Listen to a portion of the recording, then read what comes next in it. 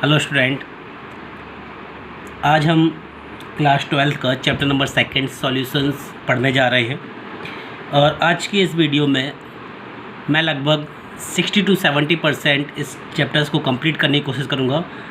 तो हो सकता है ये वीडियो आज की लंबी हो जाए। आप प्लीज़ ध्यान से इस वीडियो को देखेंगे। मेरा नाम है रंजीत सिंह चौहान।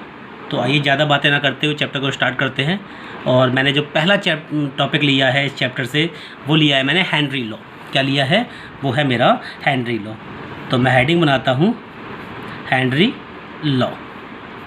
अगर मैं हेनरी लॉ की बात करूँ तो हेनरी लॉ सिंपली हमें ये बताता है कि जो प्रेशर है वो डायरेक्टली प्रोपोर्शनल होता है सॉल्युबिलिटी के। किसके प्रोपोर्शनल होता है?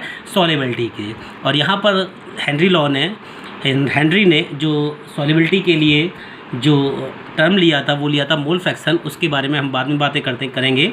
तो पहले हम लिख लेते हैं हेनरी लॉ क्या बताता है कि जो प्रेशर है, जो पार्शियल प्रेशर है या जो प्रेशर है वो डायरेक्टली प्रोपोर्शनल होता है सॉल्युबिलिटी के। किसकी प्रोपोर्शनल होता है? वो डायरेक्टली प्रोपोर्शनल होता है सॉल्युबिलिटी के। ठीक है। तो हेनरी लॉ हमें ये बताता है कि प्रेशर जो है वो डायरेक्टली प्रोपोर्शनल है सॉल्युबिलिटी के। तो अब हमें सबसे ज़रूरी बात यहाँ पर हमारे लिए ये आ जाती है कि सॉल्युबिलिटी होता क्या है। तो सबसे पहले हमें ये जानना है कि सॉल्युबिलिटी है क्या। तो हेडिंग बना लेते हैं सॉल्युबिलिटी। देखिए, हालांकि सॉल्युबिलिटी के बारे में आप लोग जो है जूनियर क्लासेस में भी पढ़ चुके हैं, लेकिन फिर भी मैं आपको एक बार बता दूं कि सॉल्युबिलिटी क्या है। Solubility is the amount of substance. क्या है? Amount of substance dissolved in unit volume, dissolved in unit volume of a particular solvent, of a particular solvent। यानी कि सॉल्युबिलिटी की अगर मैं बात करूँ तो सॉल्युबिलिटी क्या है? सॉल्युबिलिटी किसी भी सब्सटेंस की वो मैक्सिमम अमाउंट है, वो ज़्यादा से ज़्यादा अमाउंट है जो कि डिज़ोल्व हो रही है एक स्पेसिफिक अमाउंट ऑफ सॉल्वेंट में। किस में डिज़ोल्व हो रही है? स्पेसिफिक अमाउंट ऑफ सॉल्वेंट, यानी कि एक पर्टिकुलर सॉल्वेंट में किसी भी सॉल्यूट की। तो सॉल्युबिलिटी के बारे में हमने क्या जाना कि किसी भी पर्टिकुलर वॉल्यूम ऑफ सॉल्वेंट में जितना अमाउंट ऑफ सॉल्यूट हम डिज़ोल्व कर रहे हैं वही क्या है? सॉल्युबिलिटी है। मैक्सिमम अमाउंट ऑफ सॉल्यूट अगर हम डिज़ोल्व करवा रहे हैं या मैक्सिमम अमाउंट ऑफ सब्सटेंस हम डिज़ोल्व कर पा रहे हैं तो वो क्या है? उसकी सॉल्युबिलिटी है। ठीक है। तो ये हमने जान लिया कि सॉल्युबिलिटी क्या होती है। अब कुछ ऐसे फैक्टर्स हैं जो इस सॉल्युबिलिटी को अफेक्ट करते हैं, जो इस सॉल्युबिलिटी को प्रभावित करते हैं। अब वो फैक्टर्स कौन कौन से हैं वो हम जानते हैं। तो हेडिंग बनाते हैं फैक्टर्स अफेक्टिंग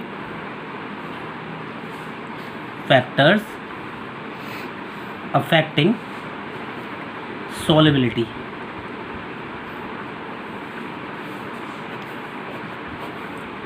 देखिए, सॉल्युबिलिटी को अफेक्ट करने वाले जो फैक्टर्स हैं वो हैं आपके नेचर ऑफ सॉल्यूट। इसके अलावा नेचर ऑफ सॉल्वेंट भी जो है प्रभावित करता है, क्योंकि हर प्रकार के अलग अलग सॉल्वेंट में अलग अलग अमाउंट ऑफ सॉल्यूट डिज़ोल्व हो सकता है। या कह सकते हैं कुछ सॉल्वेंट में सॉल्यूट जो है कम मात्रा में डिज़ोल्व होगा, तो हो सकता है वही सॉल्यूट जो है किसी दूसरे सॉल्वेंट में ज़्यादा मात्रा में डिज़ोल्व हो जाए। इसके बारे में भी हम चर्चा करेंगे अभी।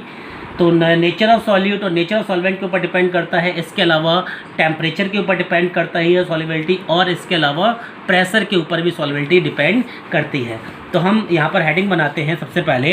तो मैंने आपको क्या बताया कि इसके कौन कौन से फैक्टर। पहला फैक्टर है आपका nature of solvent, nature of solvent and solute. Nature of solvent and solute पहला पॉइंट है जो कि प्रभावित करता है, यानी कि सॉल्वेंट के नेचर पर डिपेंड करती है सॉल्युबिलिटी और सॉल्यूट के नेचर पर डिपेंड करती है सॉल्युबिलिटी। तो इसमें हम क्या कर सकते हैं कि सिंपली हम कह सकते हैं लाइक डिज़ोल्व्स लाइक। क्या कह सकते हैं? लाइक डिज़ोल्व्स लाइक, यानी कि एक जैसी चीज़ें जो हैं एक जैसी सॉल्वेंट में ही डिज़ोल्व हो पाएंगी। तो हम सिंपली इसके लिए लिख सकते हैं कि लाइक डिज़ोल्व्स लाइक। इसको मैं आपको एग्जांपल देकर समझाता हूँ कि अगर हमारे पास कोई पोलर सॉल्यूट्स हैं,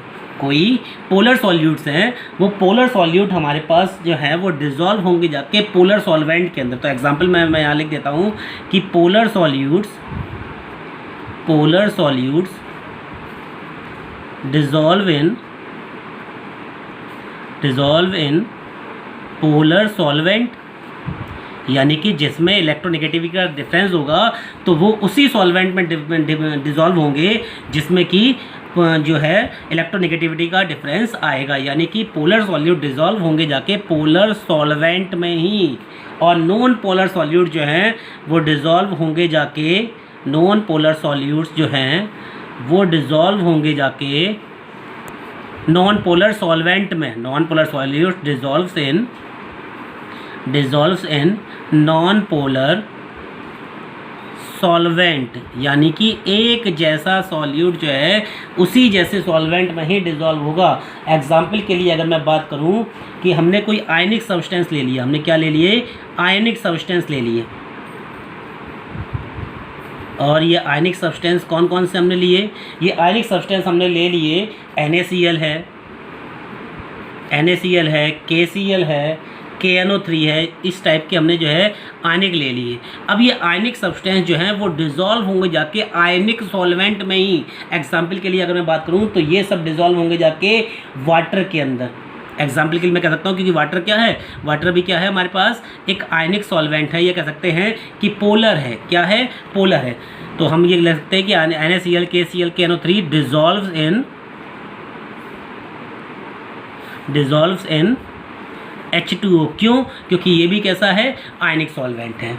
ठीक है, ओके। अगर मैं इन्हीं सब्सटेंसेस को NaCl, KCl, KNO3 इन्हीं को अगर मैं नॉन पोलर में डिज़ोल्व करने की कोशिश करता, या नॉन पोलर जो है आयनिक सॉल्वेंट में डिज़ोल्व करने की कोशिश करता, जैसे एग्जांपल के तौर पर मैं नॉन पोलर जो है मैं कह सकता हूँ O2 है, H2 है, CCl4 है, CH2 है, ये सभी क्या है, नॉन पोलर है। वो वाटर में आसानी से डिज़ोल्व नहीं होते हैं। तो हम लिख सकते हैं कि dissolve in H2O but not dissolve in non polar. ठीक है, तो ये नॉन पोलर के अंदर डिज़ोल्व नहीं होंगे। लेकिन अगर मैं नॉन पोलर की बात करूं, जैसे कि हमारे पास I2 है, S8 है, O2 है, वो डिज़ोल्व हो जाएंगे नॉन पोलर सॉल्वेंट में ही। एग्जाम्पल के तौर पे CCl4 के अंदर डिज़ोल्व हो सकता है, I2, O2, S8, H2, ये सब किस में डिज़ोल्व हो सकता है, ये डिज़ोल्व हो सकता है CCl4 में, CH2 में। लिख देता हूँ मैं कि नॉन पोलर में हमने क्या ले लिया, यहाँ भी लिख देता हूँ मैं नॉन पोलर, यहाँ पर मैं सॉल्वेंट ले लूँगा और यहाँ पर मैं सॉल्यूट ले लूँगा। एग्जाम्पल के लिए सपोज करें मैंने यहाँ पर ले लिया आपका O2 है, H2 है, S8 है, ये सभी क्या हैं, ये सभी हैं नॉन पोलर, और ये डिज़ोल्व होंगे किस में जाके, CCl4 में डिज़ोल्व हो सकते हैं, ये डिज़ोल्व हो सकते हैं CH2 में जाके, क्योंकि नॉन पोलर है। लेकिन इनको मैं पोलर में डिज़ोल्व करने की कोशिश करता तो ये डिज़ोल्व नहीं होते। ठीक है, तो आप समझ गए होंगे कि नेचर ऑफ सॉल्वेंट और नेचर ऑफ सॉल्यूट के ऊपर डिपेंड करती है सॉल्युबिलिटी। अब दूसरा जो फैक्टर्स है वो है टेम्परेचर। क्या है, टेम्परेचर। देखिए, टेम्परेचर के लिए हम ये कह सकते हैं कि ना तो सॉल्युबिलिटी जो है टेम्परेचर बढ़ाने पर हमें ये मालूम पड़ जाएगी कि टेम्परेचर अगर हम बढ़ाएं तो सॉल्युबिलिटी बढ़ जाएगी, ना ही हम ये कह सकते हैं कि टेम्परेचर को घटाने पर सॉल्युबिलिटी घट जाएगी। ये बात मैं क्यों बोल रहा हूँ, ये बात मैं इसलिए बोल रहा हूँ क्योंकि सपोज कीजिए मैंने क्या ले रखा है, मैंने लिया सॉल्यूट प्लस सॉल्वेंट, और इन दोनों को मिला के मैं क्या बना लूँगा, इन दोनों को मिला के बन जाएगा सॉल्यूशन। इन दोनों को मिला के क्या बन जाएगा, सॉल्यूशन। लेकिन आपको अगर ध्यान हो, लास्ट ईयर क्लास 11th में हमने पढ़ा था ली चैटलियर्स प्रिंसिपल। क्या पढ़ा था, ली चैटलियर्स प्रिंसिपल पढ़ा था।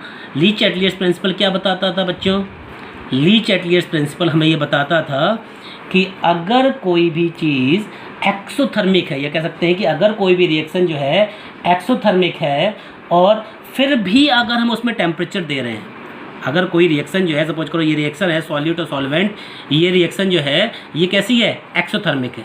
ये कैसी है, एक्सोथर्मिक है, और फिर भी अगर हम इसमें टेम्परेचर दे रहे हैं तो इसमें सॉल्युबिलिटी जो होगी वो डिक्रीज़ हो जाएगी। क्या हो जाएगी, डिक्रीज़ हो जाएगी। तो हम कह सकते हैं कि for exothermic on increasing temperature, अगर हमने टेम्परेचर बढ़ा दिया तो क्या हो जाएगा, solubility will be decrease. Solubility क्या हो जाएगी, डिक्रीज। ये तो हम लिख सकते हैं कि सॉल्युबिलिटी क्या हो जाएगी, डिक्रीज हो जाएगी। सॉल्युबिलिटी डिक्रीज, ये मैं एरो बना दूंगा डाउनवर्ड साइड में। तो ये क्या दिखा रहा है, ये दिखा रहा है कि सॉल्युबिलिटी डिक्रीज हो जाएगी कब, टेम्परेचर बढ़ाने पर। किस कंडीशन पर, जब रिएक्शन हमारी कैसी हो, एक्सोथर्मिक हो, क्योंकि ये ऑलरेडी हीट निकाल रही है। और इस कंडीशन पर हमारे पास जो डेल्टा एच होता है ली-चैटली प्रिंसिपल के अकॉर्डिंग, वो लेस देन जीरो होता है। वो कैसा होता है, वो होता है लेस देन जीरो। तो ये हम कह सकते हैं कि वो क्या है, वो रिएक्शन हमारी क्या होगी, एक्सोथर्मिक रिएक्शन होगी, जिसमें डेल्टा एच की वैल्यू लेस देन हो जीरो से। अगर एंडोथर्मिक रिएक्शन है, सपोज कीजिए रिएक्शन कैसी है, रिएक्शन है एंडोथर्मिक, और फिर अगर हम टेम्परेचर को बढ़ा रहे हैं, रिएक्शन कैसी है, रिएक्शन अगर एंडोथर्मिक है, फिर अगर हम जो है टेम्परेचर को बढ़ा रहे हैं, तो सॉल्युबिलिटी का, सॉल्यूट की जो सॉल्युबिलिटी है वो क्या हो जाएगी, इंक्रीज कर जाएगी टेम्परेचर के बढ़ाने पर। तो हम लिख सकते हैं on increasing temperature solubility increase, कब, जब रिएक्शन एंडोथर्मिक है। और इस कंडीशन पर जो डेल्टा एच की जो वैल्यू होती है वो ग्रेटर देन होती है जीरो से। आपने लास्ट ईयर जो है क्लास 11 में ली-चैटली प्रिंसिपल पढ़ा होगा। तो मैं आपको समझा दूं कि एक्सोथर्मिक अगर रिएक्शन है, सॉल्यूट और सॉल्वेंट को मिलाकर अगर जो है सॉल्यूशन मिल रहा है, उसमें हीट निकल रही है, तो टेम्परेचर बढ़ाने पर सॉल्युबिलिटी डिक्रीज हो जाएगी। और अगर रिएक्शन कैसी हो रही है, एंडोथर्मिक है, तो टेम्परेचर के बढ़ाने पर सॉल्युबिलिटी भी बढ़ जाएगी। ठीक है, अब आगे हम बात करते हैं सॉल्युबिलिटी ऑफ गैसेस के बारे में, क्योंकि टेम्परेचर्स और जो है गैसेस पर इतना असर नहीं दिखाएगा, क्योंकि टेम्परेचर बढ़ाने पर क्या है, गैसेस की सॉल्युबिलिटी ऑलरेडी डिक्रीज हो जाती है। तो अगर हमें जो है गैसेस को सॉल्युबल करना है, तो उसके लिए हमें अप्लाई करना पड़ेगा प्रेशर। हालांकि ये बात आप जूनियर क्लासेस में पढ़ चुके हैं, लेकिन फिर भी मैं आपको यहाँ पर बता रहा हूँ, क्योंकि ये आपके लिए बहुत ज़रूरी है। तो हम नेक्स्ट जो टॉपिक है हमारे पास, वो हम बात कर लेते हैं solubility of gases. Solubility of gases किसकी हम बात कर रहे हैं, हम बात कर रहे हैं सॉल्युबिलिटी ऑफ गैसेस। ठीक है, तो हम यहाँ पे लिख सकते हैं, गैसेस के लिए बात हम कर रहे हैं, तो गैसेस के लिए लिख सकते हैं ऑन गैसियस सॉल्यूट। अगर हम प्रेशर बढ़ा रहे हैं तो सॉल्युबिलिटी क्या हो जाएगी, बढ़ जाएगी। क्या हो जाएगी, बढ़ जाएगी। तो यहाँ पर हम लिख सकते हैं on increasing pressure the solubility of gases increase. क्यों, क्योंकि गैसेस के मॉलिक्यूल जो है बहुत ज़्यादा पहले से ही दूर दूर होते हैं, तो प्रेशर देने पर वो मॉलिक्यूल क्या हो गए, पास पास आ जाएंगे, तो उनकी सॉल्युबिलिटी और ज़्यादा बढ़ जाएगी। ठीक है, अब हम बात कर लेते हैं कि क्या और भी कोई चीज़ है जो इस पर प्रभावित करती है गैसेस की सॉल्युबिलिटी को। तो हम हेडिंग बना लेते हैं factors affecting the solubility of gases. Factors affecting solubility of gases। Gases की सॉल्युबिलिटी की बात कर रही हैं, तो हम कह सकते हैं the nature of gas and the nature of solvent. पहला टॉपिक क्या है कि nature of gas and the nature of solvent. जो पहला टॉपिक है जो प्रभावित करेगा गैस को, वो है the nature of gas, the nature of gas and the nature of solvent। यानी कि गैस का नेचर और सॉल्वेंट का नेचर डिपेंड करता है गैसेस की सॉल्युबिलिटी। यानी कि गैसेस की सॉल्युबिलिटी किस पर डिपेंड करती है, नेचर ऑफ द गैस, जैसे कि अभी मैंने बताया था पोलर नॉन पोलर वाला। ठीक है, और दूसरा किस पर डिपेंड करती है, वो डिपेंड करती है नेचर ऑफ सॉल्वेंट। आइए इस चीज़ को एक एग्जाम्पल से समझते हैं। एग्जाम्पल से मैं आपको बता दूं कि बहुत सिंपल सा मैं एग्जाम्पल दूंगा। वो सारी गैसेस जो आसानी से लिक्विफाई हो जाती हों, क्या हो जाती हों, वो सारी गैसेस जो आसानी से लिक्विफाई हो जाती हैं, वो कॉमनली सॉल्वेंट में बड़ी ईजिली डिज़ोल्व हो जाती हैं, या कह सकते हैं कि वो आसानी से सॉल्युबल हो जाती है। तो मैं यहाँ पे नोट में लिख देता हूँ आप लोगों के लिए कि कैसी गैसेस, those gases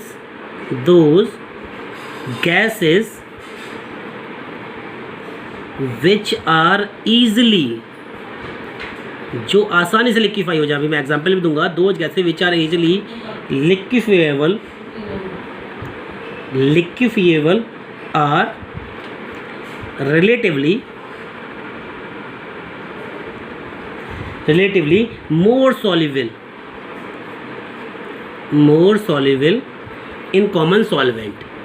एग्जाम्पल की अगर मैं बात करूँ, जैसे कार्बन डाइऑक्साइड है वो आसानी से जो है वाटर में डिज़ोल्व हो सकती है, सॉल्युबल हो सकती है कंपैरिजन टू डाई हाइड्रोजन यानी कि हाइड्रोजन की। तो हम लिख सकता हूँ कि CO2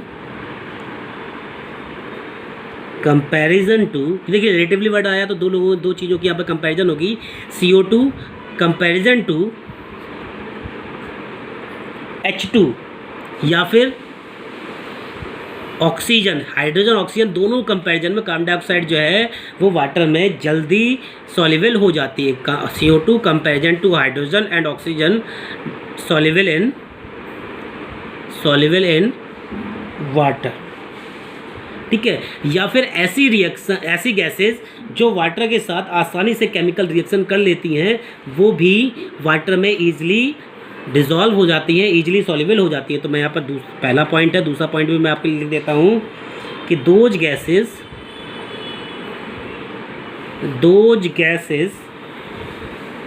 which are capable of undergoing chemical reaction, यानी कि वो गैसेज जो आसानी से केमिकल रिएक्शन कर जाएंगी विद द वाटर के साथ में, are more soluble in water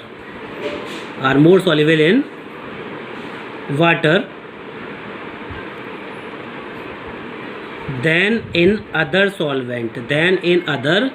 solvent. Solvent यहाँ पर कोई भी ले सकते हैं हम, बेंजीन एंजीन कोई भी ले सकते हैं, लेकिन वो गैसेज जो आसानी से वाटर के साथ रिएक्शन कर जाती है वो वाटर में जल्दी सॉल्युबल हो जाती है। मैं यहाँ पर वाटर की बात इसलिए बार बार कर रहा हूँ कि वाटर क्या है, वो यूनिवर्सल सॉल्वेंट है। जैसे एग्जाम्पल के तौर पर अगर मैं बात करूँ, जैसे हाइड्रोक्लोरिक गैस है यानी कि HCl जो गैस है वो वाटर में आसानी से सॉल्युबल हो जाती है, क्योंकि वाटर में जाने के बाद जो है वो H आयन और Cl आयन में डिसोसिएट हो जाती है, जल्दी आयनाइज हो जाती है। कह सकते हैं कि ये क्या है, पोलर में आसानी से डिज़ोल्व हो जाती है, ठीक है। लेकिन अगर इसी को यानी कि हाइड्रोक्लोरिक एसिड को एग्जाम्पल में लिख देता हूँ, HCl सॉल्युबल इन वाटर। अगर आप ध्यान से देखें तो हाइड्रोक्लोरिक जो गैस है वो भी पोलर है और वाटर भी क्या है, पोलर है। ये भी आयोनाइज हो जाता है, ये भी आयोनाइज हो जाता है, तो ये आसानी से सॉल्युबल हो जाएगी वाटर में। लेकिन अगर वाटर के कंपैरिजन में मैं अगर बेंजीन ले लूँ तो HCl जो है वो बेंजीन में डिज़ोल्व नहीं होगी, सॉल्युबल नहीं होगी। मैं यहाँ पे लिख देता हूँ, HCl do not soluble in benzene C6H6, ठीक है। क्यों? क्योंकि ये नॉन पोलर है और ये पोलर है, ठीक है स्टूडेंट्स। ओके, आगे बढ़ते हैं। अब बात कर लेता हूँ दूसरा जो फैक्टर है जो कि सॉल्युबिलिटी ऑफ गैसेस को अफेक्ट करेगा, वो है इफ़ेक्ट ऑफ टेम्परेचर। ये तो आप सभी लोग जानते होंगे, इफ़ेक्ट ऑफ टेम्परेचर। हम पहले से ही जानते हैं कि गैसेस के पार्टिकल्स बहुत ज़्यादा दूर होते हैं, ठीक है। और ऊपर से अगर हम टेम्परेचर और दे दें तो उनके पार्टिकल्स ऑलरेडी बहुत ज़्यादा दूर चले जाएंगे, तो जिस कारण से क्या होगा, उनके जो सॉल्युबिलिटी है वो डिक्रीज़ हो जाएगी। तो हम कह सकते हैं कि टेम्परेचर के बढ़ने से सॉल्युबिलिटी जो है गैसेस की वो डिक्रीज़ हो जाती है, ठीक है। तो अब आगे चलते हैं, अब आ जाते हैं हम अपने उसी टॉपिक हेनरी लॉ की तरफ, ठीक है। तो हेनरी लॉ के बारे में मैंने क्या बताया था कि जो प्रेशर है वो डायरेक्टली प्रोपोर्शनल होता है सॉल्युबिलिटी की। जो प्रेशर है वो डायरेक्टली प्रोपोर्शनल होता है, अभी हम देख ही चुके हैं। प्रेशर जो है वो डायरेक्टली प्रोपोर्शनल है किसके, सॉल्युबिलिटी के। कि प्रेशर अगर बढ़ाएंगे तो पार्टिकल पास आ जाएंगे तो सॉल्युबिलिटी बढ़ जाएगी। प्रेशर जो है वो डायरेक्टली प्रोपोर्शनल है किसके, सॉल्युबिलिटी के। अब अगर मैं सॉल्युबिलिटी की बात करूं तो सॉल्युबिलिटी को, तो हेनरी लॉ हमें क्या बताता है कि प्रेशर जो है वो डायरेक्टली प्रोपोर्शनल होता है सॉल्युबिलिटी ऑफ गैसेस पर। तो यहाँ मैं हेडिंग भी डाल देता हूँ हेनरी लॉ, ताकि कोई कन्फ्यूज़न ना हो। अब सॉल्युबिलिटी ऑफ गैसेस की अगर मैं बात करूँ तो मैंने आपको बताया था कि amount of solute dissolve in particular volume, ठीक है। तो यहाँ पर एक यूनिट की अगर मैं बात करूँ तो सॉल्युबिलिटी की जो एक्सप्रेशन है, जो सॉल्युबिलिटी को हम एक्सप्रेस करेंगे तो हम एक्सप्रेस कर सकते हैं solubility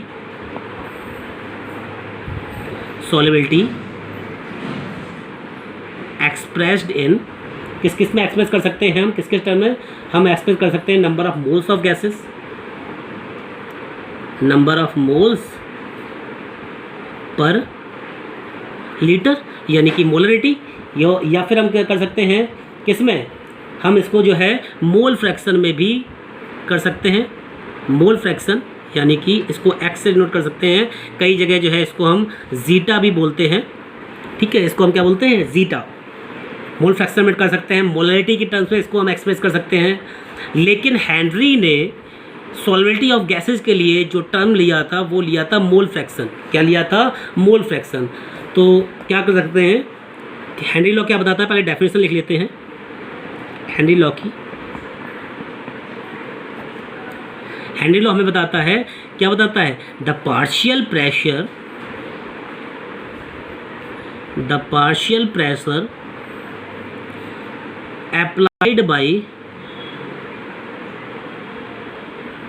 applied by any gas on the liquid surface is directly proportional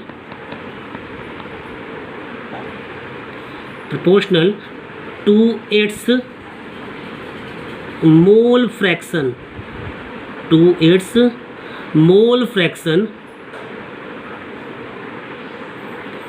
present in liquid solvent। ठीक है, तो डेफिनेशन क्या बताती है, जो पार्शियल प्रेशर है अप्लाई होने वाला किसी भी गैस के द्वारा लिक्विड सरफेस पर, वो डायरेक्टली प्रोपोर्शनल होता है मोल फ्रैक्शन। किसके डायरेक्टली प्रोपोर्शनल होता है, वो डायरेक्टली प्रोपोर्शनल होता है mole fraction present in liquid solvent.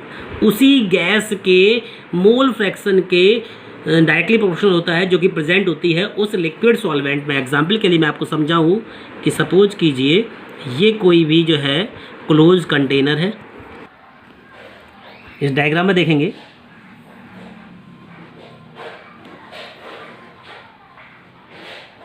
यहाँ पर कोई भी जो है सॉल्वेंट था और इस सॉल्वेंट का वेपर प्रेशर यानी कि वेपर्स यहाँ पर बन रही थी। तो डेफिनेशन क्या कहती है आपसे, डेफिनेशन बताती है the partial pressure applied by any gas on the liquid surface, किसी भी गैस के द्वारा अप्लाई होने वाला वो पार्शियल प्रेशर जो कि लगेगा किस पर, इस लिक्विड सरफेस पर, वो डायरेक्टली प्रोपोर्शनल होगा किसके, it's mole fraction present in liquid solvent. यानी कि जो मोल फ्रैक्शन है, किसके मोल फ्रैक्शन, वो गैस जो इस सॉल्वेंट के अंदर प्रेजेंट होगी, वो गैस, ध्यान समझे, अक्सर इस डेफिनेशन में कन्फ्यूजन हो जाती है, ध्यान समझे कि किसी भी गैस के द्वारा अप्लाई होने वाला वो पार्शियल प्रेशर जो कि लगेगा किस पर, इस लिक्विड सरफेस पर, वो डायरेक्टली प्रोपोर्शनल होगा। ये पार्शियल प्रेशर जो है इस गैस के द्वारा जो लग रहा है इस लिक्विड सरफेस पर, वो डायरेक्टली प्रोपोर्शनल होगा मोल फ्रैक्शन ऑफ द गैस जो ऑलरेडी इस सॉल्वेंट में प्रेजेंट होगी। वो सॉल्युबिलिटी वो प्रेजेंट होगी किस में, वो प्रेजेंट होगी इस लिक्विड में, यानी कि पार्शियल प्रेशर। हाँ तो स्टूडेंट में समझिए इस चीज़ को थोड़े से कि मैंने आपको बताया था कि हेनरी लॉ क्या कहता है, कि हेनरी लॉ बताता है कि जो पार्शियल प्रेशर है किसी भी गैस का, ये जो गैस निकल रही है इसका जो पार्शियल प्रेशर है किस पर, इस लिक्विड के सरफेस पर, वो डायरेक्टली प्रोपोर्शनल होगा किसके, उसके मोल फ्रैक्शन के जो इस लिक्विड सॉल्वेंट में पहले से ही प्रेजेंट हैं। यानी कि the mole fraction of the gas जो कि इसके इस सॉल्वेंट के अंदर पहले से ही प्रेजेंट है, वो डायरेक्टली प्रोपोर्शनल होगा किसके, वो डायरेक्टली प्रोपोर्शनल होगा इसके अप्लाइड प्रेशर के।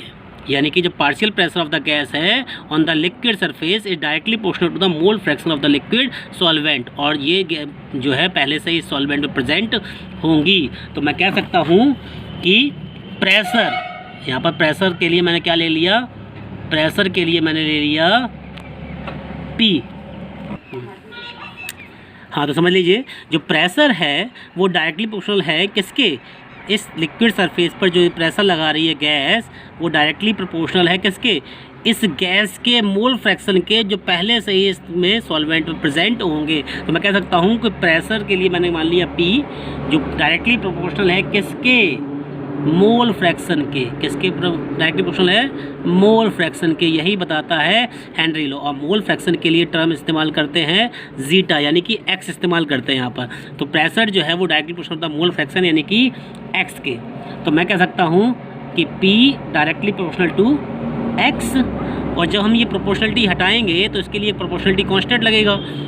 तो ध्यान से देखेंगे, प्रोपोर्शनल मैंने हटाया, इक्वल आ गया। एक प्रोपोर्शनलिटी कांस्टेंट जो यहाँ लगता है वो इस्तेमाल होता है के एच। क्या इस्तेमाल होता है यहाँ पर, वो इस्तेमाल होता है के एच।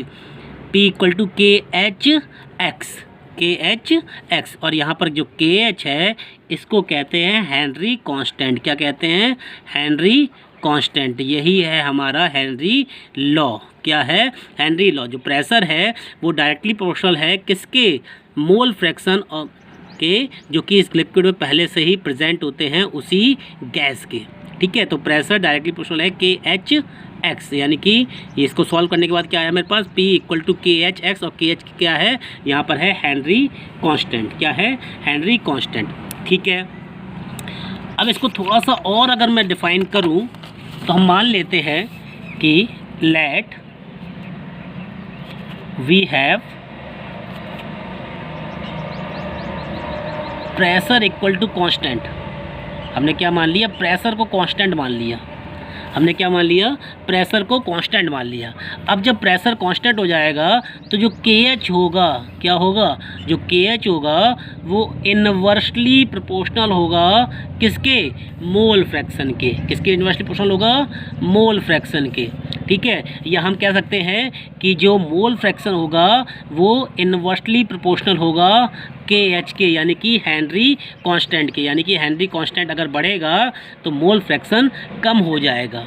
क्या हो जाएगा, मोल फ्रैक्शन कम हो जाएगा। और मोल फ्रैक्शन किसको रिप्रेजेंट कर रहा था, मोल फ्रैक्शन रिप्रेजेंट कर रहा था सॉल्युबिलिटी को। यहाँ ध्यान देंगे, pressure directly proportional to solubility मैंने बताया था हेनरी लॉ के बारे में। तो यहाँ पर मोल फ्रैक्शन किसको रिप्रेजेंट कर रहा है, सॉल्युबिलिटी को। और अगर मोल फ्रैक्शन ही कम हो जाएगा तो यहाँ पर सॉल्युबिलिटी भी कम हो जाएगी। तो मैं यहाँ पर लिख सकता हूँ ऑन इंक्रीजिंग के एच, अगर के एच की वैल्यू बढ़ती है, ठीक है, देन सॉल्युबिलिटी क्या हो जाएगी स्टूडेंट्स, सॉल्युबिलिटी हो जाएगी decrease, solubility decreases on increasing K H the solubility decreases. Solubility यहाँ पर क्या हो जाएगी, डिक्रीज कर जाएगी। तो स्टूडेंट हम ये जान गए कि मोल फ्रैक्शन जो है वो इन्वर्सली प्रोपोर्शनल होता है के एच की, यानी कि के एच बढ़ाने पर या के एच की वैल्यू बढ़ने पर सॉल्युबिलिटी जो है वो डिक्रीज जाती है, क्योंकि मोल फ्रैक्शन जो है वो प्रोपोर्शनल है किसके, के एच के। के एच बढ़ जाएगा तो मोल फ्रैक्शन कम हो जाएगा। मोल फ्रैक्शन किसको रिप्रेजेंट कर रहा है, सॉल्युबिलिटी को। अगर मोल फ्रैक्शन ही कम है तो सॉल्युबिलिटी भी कम हो जाएगी। ठीक है, आगे बढ़ते हैं। अब हम ये जानते हैं कि ये जो हेनरी जो कांस्टेंट है इसकी कुछ कैरेक्टरिस्टिक्स हैं। क्या कैरेक्टरिस्टिक्स हैं वो तो जान लेते हैं। हम हेडिंग बनाते हैं कैरेक्टरिस्टिक्स। क्या हेडिंग है हमारी, कैरेक्टरिस्टिक्स ऑफ के एच। आप यहाँ पर हेनरी कांस्टेंट भी कह सकते हैं, Henry constant.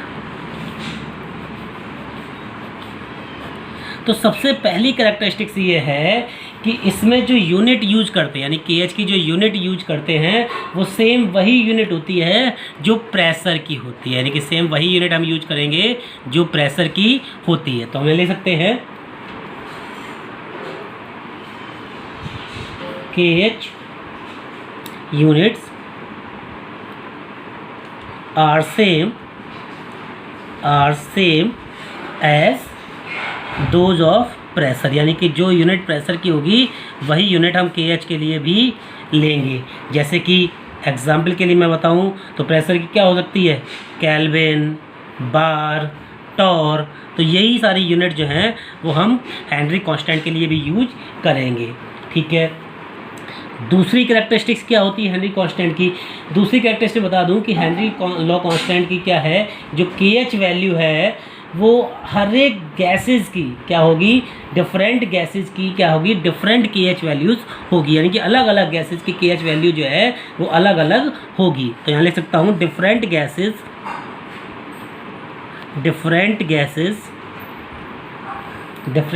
Have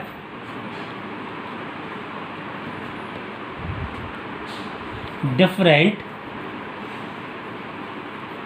value of KH, यानी कि अलग अलग गैसेस की KH की वैल्यू भी अलग अलग होगी। और KH की वैल्यू के लिए घबराने की बिल्कुल भी ज़रूरत नहीं है, ये वैल्यू जो है आपको न्यूमेरिकल में पहले से ही दी गई होगी मोस्टली। ठीक है, आगे बढ़ते हैं students.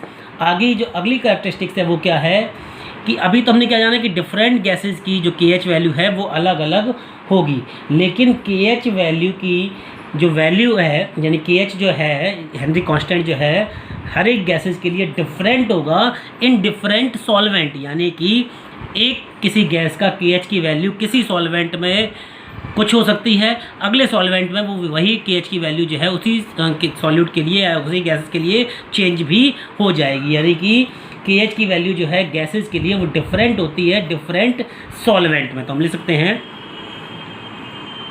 The KH value of gas is different, यानी कि अलग अलग गैसेस की, या कह सकते हैं कि सेम गैसेस है अगर सॉल्वेंट अलग अलग ले लिए हैं तो उसमें KH वैल्यू उसकी अलग अलग होगी, क्योंकि अभी हम थोड़ी देर पहले पढ़ ही चुके हैं कि अलग अलग जो सब्सटेंस है उसकी सॉल्युबिलिटी जो है अलग अलग सॉल्वेंट में अलग अलग प्रकार की होती है। तो KH value of gas is different in different solvent, यानी कि KH वैल्यू जो है गैस की डिफरेंट होगी डिफरेंट सॉल्वेंट में, यानी कि सॉल्वेंट में सॉल्वेंट के चेंज होने पर उसकी वैल्यू चेंज हो जाएगी। एग्जांपल के लिए मैं अगर बात करूं तो हाइड्रोजन की, अगर वाटर में KH वैल्यू की बात करूं तो वो होती है 71.18, क्या होती है 71.18। और उसी हाइड्रोजन की अगर मैं बेंजीन में बात करूं तो वो होती है 3.67। क्यों?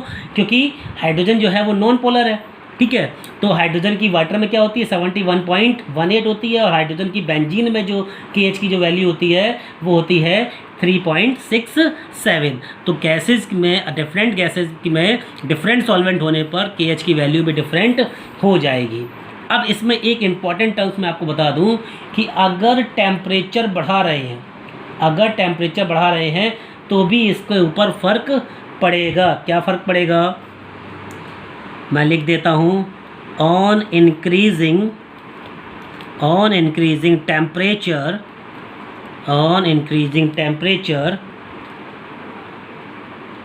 The value of KH also increase. क्या हो जाएगी? वैल्यू ऑफ KH जो है वो भी इंक्रीज कर जाएगी टेम्परेचर के बढ़ने पर। यानी कि हम कह सकते हैं कि जो टेम्परेचर है वो डायरेक्टली प्रोपोर्शनल है KH के, यानी कि हेनरी कांस्टेंट बढ़ जाएगा अगर टेम्परेचर बढ़ाएंगे। टेम्परेचर डायरेक्टली प्रोपोर्शनल है किसके? हेनरी कांस्टेंट यानी कि KH के। अब ये वैल्यू आ कैसी गई स्टूडेंट, इस बात को जानेंगे। जैसे कि मैंने आपको बताया था कि जो मोल फ्रैक्शन है, मैंने क्या बताया था, मोल फ्रैक्शन है वो इन्वर्सली प्रोपोर्शनल होता है KH के। किसके इन्वर्सली प्रोपोर्शनल होता है? KH के, यानी कि हेनरी कांस्टेंट के। ठीक है, अब देखिए क्या होता है कि सॉल्युबिलिटी हम पढ़ चुके हैं। सॉल्युबिलिटी क्या हो जाती है? डिक्रीज हो जाती है। कब? डिक्रीज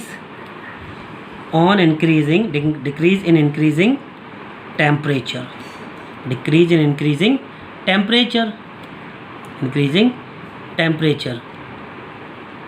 यानी कि सॉल्युबिलिटी कब डिक्रीज हो जाएगी? अगर टेम्परेचर को हम बढ़ा देंगे। और यहाँ देखिए क्या है, मोल फ्रैक्शन जो है वो इन्वर्सली प्रोपोर्शनल है KH के, यानी कि अगर मोल फ्रैक्शन बढ़ेगा तो KH कम हो जाएगी। यानी कि मोल फ्रैक्शन जो बढ़ेगा तो क्या हो जाएगी? KH कम हो जाएगी। तो यहाँ पर जो है KH जो है वो डायरेक्टली प्रोपोर्शनल है किसके? टेम्परेचर के। क्यों? क्योंकि यहाँ देख रहे हैं क्या KH की वैल्यू जब बढ़ी तो मोल फ्रैक्शन क्या हो गया? कम हो गया, यानी कि सॉल्युबिलिटी क्या हो गई? कम हो गई। सॉल्युबिलिटी डिक्रीज हो गई, और सॉल्युबिलिटी डिक्रीज होने का ये फैक्टर क्या है? टेम्परेचर के बढ़ने पर। तो हम कह सकते हैं कि जो KH है वो डायरेक्टली प्रोपोर्शनल है किसके? टेम्परेचर की। किसके डायरेक्टली प्रोपोर्शनल है? KH की। क्यों? क्योंकि टेम्परेचर के बढ़ने पर भी सॉल्युबिलिटी क्या हो जाती है? डिक्रीज हो जाती है। और के एच की वैल्यू बढ़ने पर भी सॉल्युबिलिटी क्या हो जाती है, डिक्रीज हो जाती है। तो के एच जो है वो डायरेक्टली प्रोपोर्शनल है किसके, टेम्परेचर के। ठीक है, ये 3 कैरेक्टरिस्टिक्स हो गई। और कैरेक्टरिस्टिक देखते हैं क्या है, चौथी कैरेक्टरिस्टिक ध्यान देंगे, बहुत इंपॉर्टेंट कैरेक्टरिस्टिक है। देखिए यहाँ पर प्रेशर और मोल फ्रैक्शन में जो ग्राफ बनता है, ध्यान देंगे यहाँ पर प्रेशर और मोल फ्रैक्शन के बीच में जो ग्राफ बनता है वो एक स्ट्रेट लाइन ग्राफ होता है, लीनियर फंक्शन का ग्राफ बनता है। किसका ग्राफ बनता है, लीनियर फंक्शन का। तो मैं कह सकता हूँ कि जो पार्शियल प्रेशर है, ध्यान देंगे student, partial pressure of gas is a linear function,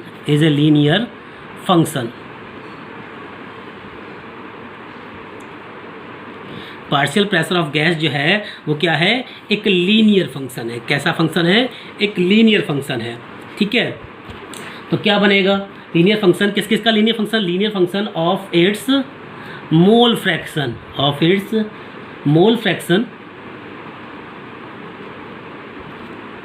ठीक है। तो इसका मतलब क्या होगा, जो हम ग्राफ प्लॉट करेंगे प्रेशर वर्सेस एक्स बी यानी कि मोल फ्रैक्शन, तो देखेंगे इफ वी प्लॉट ग्राफ, अगर हम ग्राफ प्लॉट करेंगे किस के बीच में, प्रेशर वर्सेस मोल फ्रैक्शन के बीच में, तो वो क्या आएगा, वो आएगा स्ट्रेट लाइन। कैसा आएगा, स्ट्रेट लाइन। और वो स्ट्रेट लाइन पासिंग होगी ऑरिजिन से, यानी कि किसके पास होगी, वो ऑरिजिन के। तो मैं कह सकता हूँ प्रेशर वर्सेस जो मोल फ्रैक्शन का जो ग्राफ आएगा वो आएगा is a straight line. Pressure versus mole fraction is a straight line, कैसा ग्राफ होगा, वो स्ट्रेट लाइन होगा। और कहाँ से स्टार्ट होगा, पासिंग थ्रू द ऑरिजिन। तो कह सकता हूँ मैं पासिंग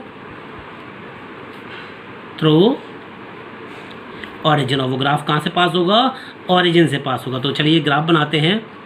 ये देखिए, ये मेरा वाई एक्सिस और ये एक्स एक्सिस। ठीक है, तो यहाँ पर मैंने ले लिया प्रेशर, क्या ले लिया मैंने, प्रेशर, और यहाँ चल रहा है मेरा मोल फ्रैक्शन। तो यहाँ जो ग्राफ बनेगा वो क्या होगा, एक स्ट्रेट लाइन ग्राफ आएगा। कैसा ग्राफ आएगा, एक स्ट्रेट लाइन ग्राफ आएगा। और इस ग्राफ का जो स्लोप होगा, वो क्या होगा, के एच होगा। क्या होगा, के एच यानी कि हेनरी कांस्टेंट। तो इस ग्राफ का जो स्लोप होगा वो किसके बराबर होगा, हेनरी कांस्टेंट यानी कि के एच की। तो मोस्टली जितना भी हेनरी कांस्टेंट या हेनरी लॉ के बारे में था वो सब मैंने आपको बता दिया है। उम्मीद करता हूँ ये आपको समझ में आया होगा।